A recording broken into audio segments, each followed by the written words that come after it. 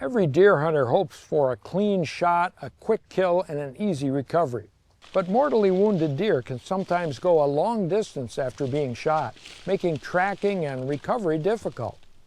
It's legal to use a dog to recover a wounded or dead deer as long as the dog is on a leash and the trackers do not possess a weapon.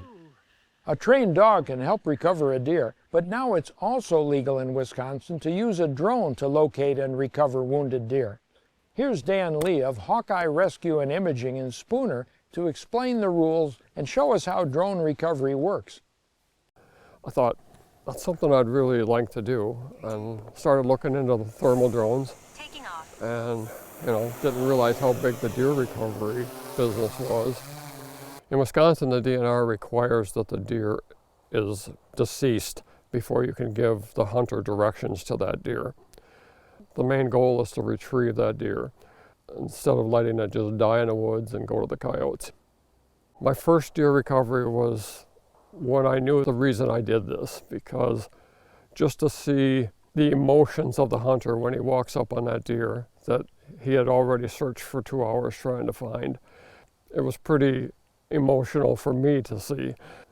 He actually turned his head a little bit and kind of wiped his eyes, and I knew he was really overjoyed to find that nice big buck. About a week before that, I found a bear for my neighbor. That ended up being about a 400-pound bear. Usually when I'm looking during the day, I'll use the full screen for the thermal until I find a heat signature, and then I'll just switch to the zoom camera. And most deer that have been shot are laying sideways. They've got their legs straight out. They're not bedded like a normal deer with their legs tucked under. It's pretty easy to tell whether it's a live or a dead deer. If you zoom way in, you can tell if their ears are flinching or anything. So it's pretty obvious. With a 200x zoom, you can read a license plate from 3/4 of a mile. It really zooms in, and like when you're searching for deer, you can zoom in on that head, make sure it's the buck. Heat signature sticks out like you would not believe. You can find bobcats, squirrels, rabbits. Everything just pops. Once we find a deer and we know it's dead, I can give you directions on your phone to walk directly to that deer. It makes it pretty easy to find that deer once I find it. Last Friday, I did a recovery for a 17-year-old girl. She's actually shot 6 bucks with the crossbow since she was 11, but she's never shot a big buck. And this turned out to be a 12-pointer in the end. We searched for about 40 minutes before we found it. And her reactions when she got to that deer were fun to see. So it was another rewarding find. Oh, the big boy. The deer don't seem to be bothered by a drone. I fly at about 300 feet, so I assume they think it's just an airplane or something like that, but bedded deer they don't get up, they just lay there. One question I get from a hunter all the time is, how far can I fly the drone? The FAA regulations are it has to be within visual line of sight. So I probably only fly about a half mile to 3/4 of a mile out. Some of the other things you can use a thermal drone for is roof inspections, inspecting solar panels, videography, aerial photography. There's a lot of uses for a thermal drone that a regular drone is not capable of doing. It's fun to do, and it's really rewarding. It's something I really enjoy doing. Look at that. Thank you. Nearly every Wisconsin deer hunter has heard of the legendary Jordan buck. The former world record typical whitetail, it's still the largest typical buck ever taken in Wisconsin. Today, the Jordan buck is memorialized with a statue and an annual celebration in Danbury, Wisconsin. Jim Jordan buck was harvested in 1914 by James Jordan. He was a meat hunter. He wasn't looking for a trophy. Jim Jordan did notice the fact that this was an extremely large animal. In fact, when they finally dispatched it with his last bullet, they weighed it at a local meat market and it was 400 pounds, which is crazy compared to what a really large buck is, around 225 dressed out. So this was an immense animal. Wisconsin has a great hunting heritage, and whitetails is a pretty big deal. in the state of Wisconsin. The group started looking at this and said, geez, we got to get something that commemorates this. It's kind of a claim to fame, not only to Wisconsin, but to Danbury.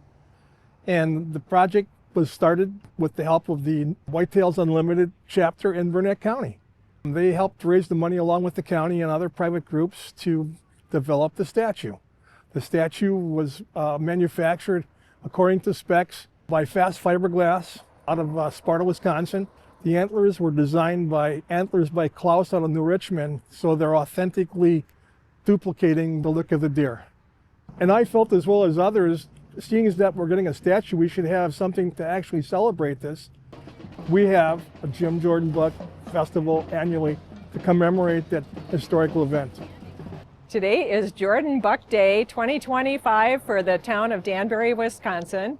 We have lots going on from one end of town to the other. This is our 4th year.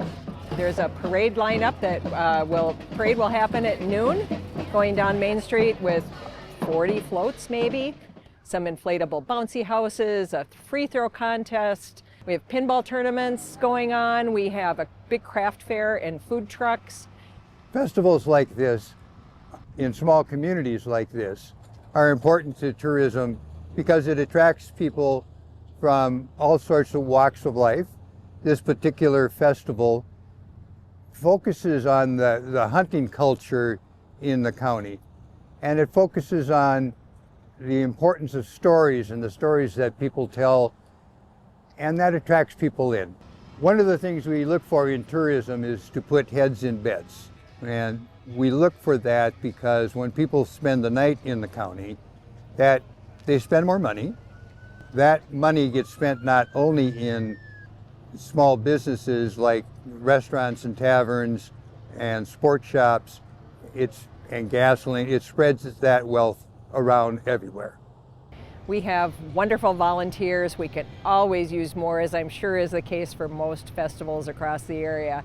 So I will say, if you have an opportunity to volunteer for your local festival, do it. It's fun, and it's just a great way to be part of the group.